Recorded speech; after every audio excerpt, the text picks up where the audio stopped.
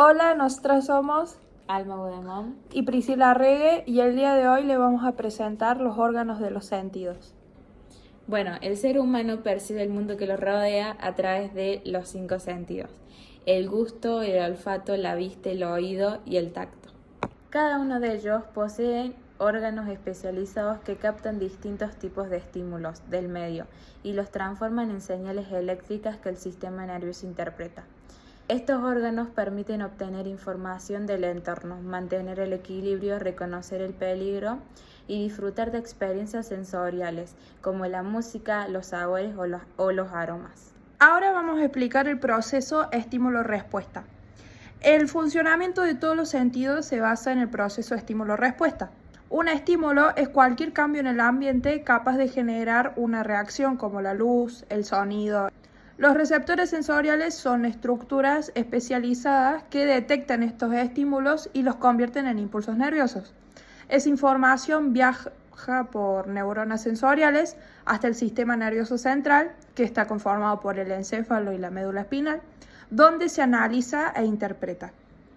Finalmente, el cuerpo puede emitir una respuesta que puede ser una sensación consciente como percibir un olor o una reacción motora como retirar la mano ante un objeto caliente. En resumen, el proceso sigue este orden: estímulo, receptor sensorial, nervio sensorial, encéfalo y por último la respuesta. Ahora vamos a pasar a explicar los 5 sentidos. En primer lugar, tenemos el sentido de la vista. El sentido de la vista es el que nos permite percibir las formas, los colores, el tamaño, la distancia y el movimiento de los objetos. Gracias a él podemos conocer el entorno, orientarnos en el espacio y relacionarnos con los que nos rodea. El órgano principal de la vista es el ojo, una estructura muy compleja y delicada que capta la luz y la transforma en señales que el cerebro interpreta como imágenes. El proceso de la visión comienza cuando la luz reflejada por los objetos entra al ojo a través de la córnea, una capa transparente que ayuda a enfocar los rayos de la luz. Luego, esa luz atraviesa la pupila, cuyo tamaño se ajusta constantemente para regular la cantidad de luz que ingresa, y este movimiento es controlado por el iris, que es la parte de color del ojo.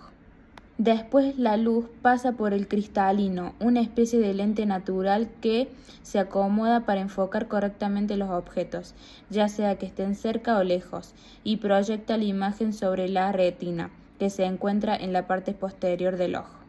En la retina se encuentran unas células muy especiales llamadas fotorreceptores, que son las encargadas de captar la luz. Existen 2 tipos: los conos y los bastones. Los conos son los que detectan los colores y funcionan mejor cuando hay mucha luz. Existen 3 tipos de conos, cada uno sensible a una región distinta del espectro de luz visible.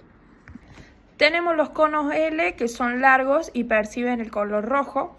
Luego tenemos los conos M, que son medios y perciben el verde, y los conos S, que son cortos y perciben el azul. El cerebro amplía la información de estos 3 conos para ampliar la gama de colores que vemos normalmente. Mientras que los bastones permiten ver en condiciones de poca iluminación, aunque no distinguen los colores. Estas células transforman la luz en impulsos nerviosos que viajan a través del nervio óptico hasta llegar al cerebro.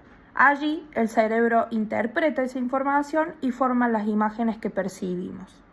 Ahora continuamos con el oído. El oído permite captar los sonidos y mantener el equilibrio. Se dividen en 3: el oído externo, el oído medio y el oído interno. El oído externo recoge las ondas sonoras y las conduce por el conducto auditivo hasta el tímpano. El oído medio contiene 3 huesecillos: martillo, yunque y estribo, que amplifican la vibración y la transmiten al oído interno. El oído interno, allí se encuentra la cóclea o caracol, con receptores llamados células ciliadas que transforman la vibración en impulsos nerviosos. Estos impulsos viajan por el nervio auditivo al cerebro, donde se interpretan como sonido.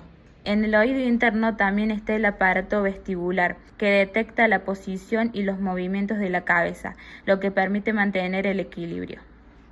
Ahora seguimos con el sentido del olfato. El olfato detecta los olores del ambiente mediante receptores químicos ubicados en la parte superior de las fosas nasales. Las moléculas olorosas disueltas en el aire se disuelven en el moco nasal y estimulan a los receptores olfativos. Estos envían impulsos eléctricos al bulbo olfatorio y luego al cerebro. El olfato está muy relacionado con la memoria y las emociones, ya que las áreas cerebrales encargadas de procesar los olores están conectadas con el sistema límbico. El sistema límbico es una parte del cerebro que se encarga principalmente de las emociones, la memoria y la conducta. Ahora continuamos con el sentido del gusto. El gusto permite percibir los sabores a través de los botones gustativos que están ubicados principalmente en la lengua.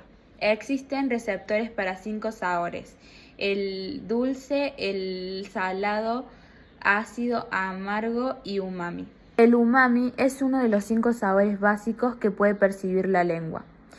Este sabor proviene del glutamato, una sustancia presente en muchos alimentos proteicos, como por ejemplo el queso parmesano, el jamón curado, el tomate maduro, los hongos, la salsa de soja y otros fermentos. Cuando los alimentos se disuelven en la saliva, las sustancias químicas activan estos receptores, que envían señales al cerebro para identificar el sabor. Asimismo, el gusto y el olfato trabajan juntos para formar lo que conocemos como sabor. Las moléculas volátiles de los alimentos suben por la parte interna de la garganta hasta la nariz, donde los receptores olfativos captan los aromas.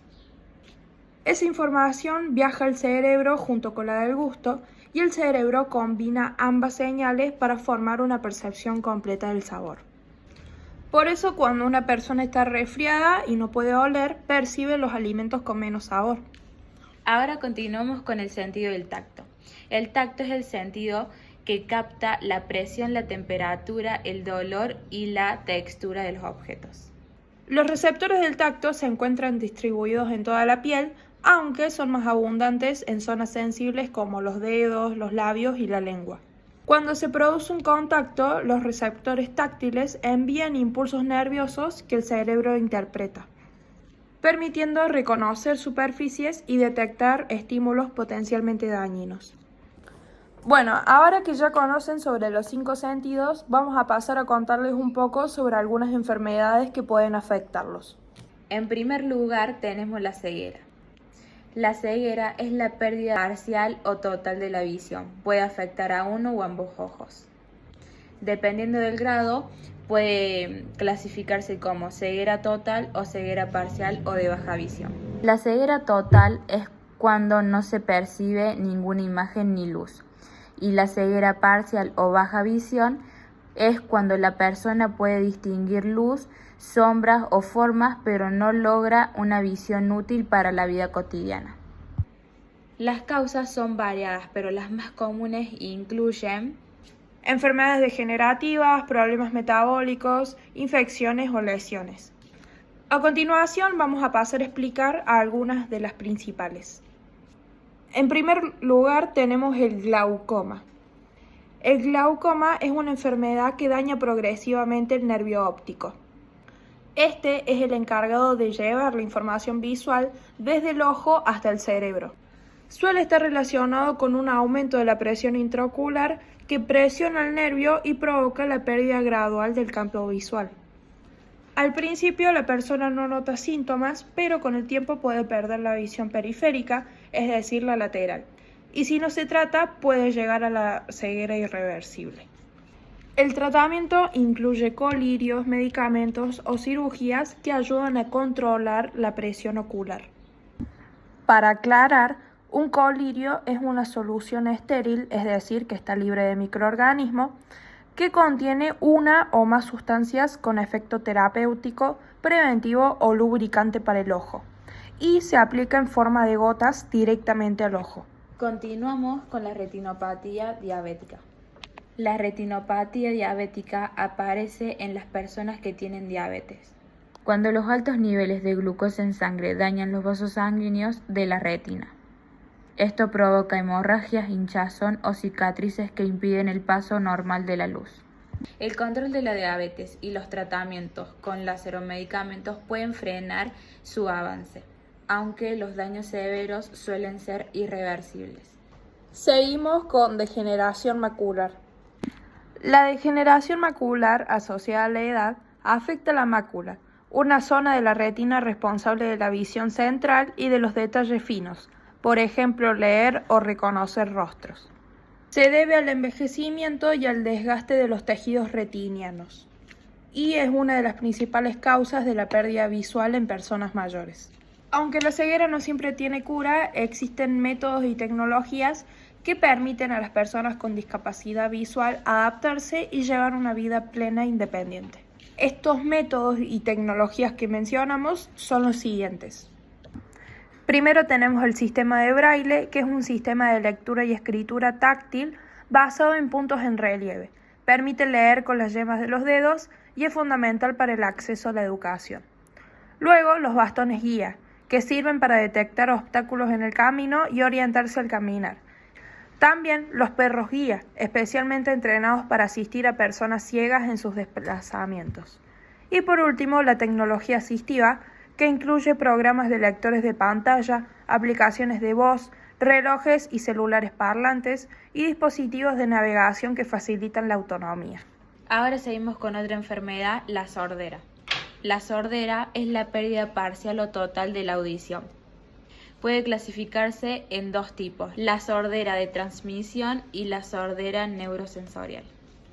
La sordera de transmisión ocurre cuando el sonido no puede pasar correctamente desde el oído externo al interno. Esto puede pasar, por ejemplo, por infecciones o daños en los huesecillos. Y la sordera neurosensorial se produce cuando hay daño en las células del oído interno o en el nervio auditivo. Algunas personas pueden beneficiarse del uso de audífonos o implantes cocleares que amplifican o transforman el sonido para estimular el nervio auditivo. Ahora vamos a continuar con la anosmia.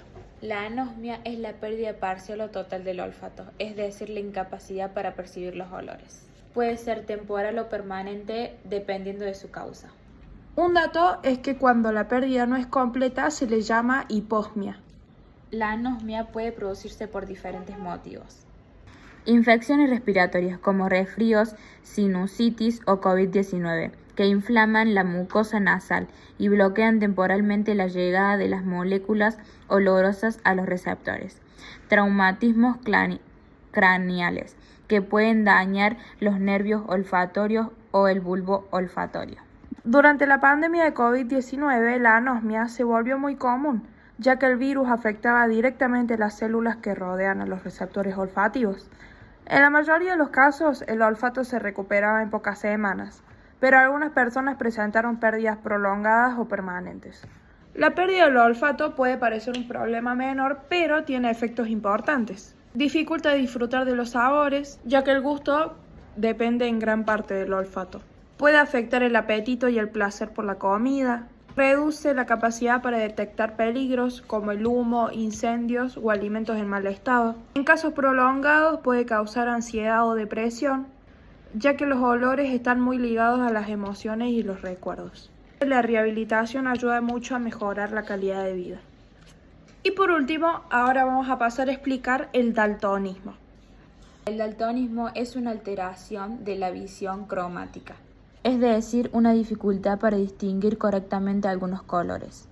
No se trata de una ceguera total para el color, sino un defecto de la forma en que los ojos perciben la longitud de la onda de la luz. Por otro lado, como dijimos anteriormente al hablar de la vista, existen 3 tipos de conos. Cuando uno o más tipos de conos no funcionan correctamente, o sea, como deberían, aparece el daltonismo.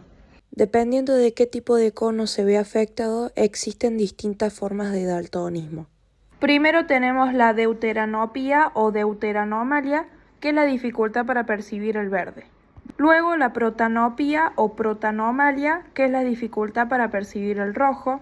Luego la tritanopía o tritanomalia, que es la dificultad para percibir el azul, es menos común. Y por último la cromatopsia, que es la forma más severa. La persona ve el mundo casi en tonos de blanco, negro y gris.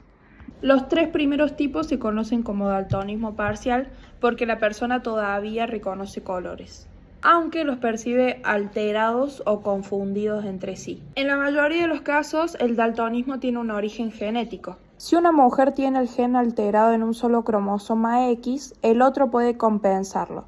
En cambio, en el hombre no hay otro cromosoma X que cumple esa función. También puede haber daltonismo adquirido causado por lesiones en la retina, el nervio óptico o el cerebro. O también se puede dar por el uso de medicamentos o sustancias químicas que afectan la percepción visual. Por último, vamos a contarles sobre el diagnóstico y las herramientas de apoyo. El daltonismo se diagnostica con el test de Ishihara, que usa láminas con números formados por puntos de colores. Las personas con daltonismo no distinguen bien estos números. No tiene cura, pero existen lentes, filtros digitales y modos de accesibilidad en apps que ayudan a diferenciar mejor los colores.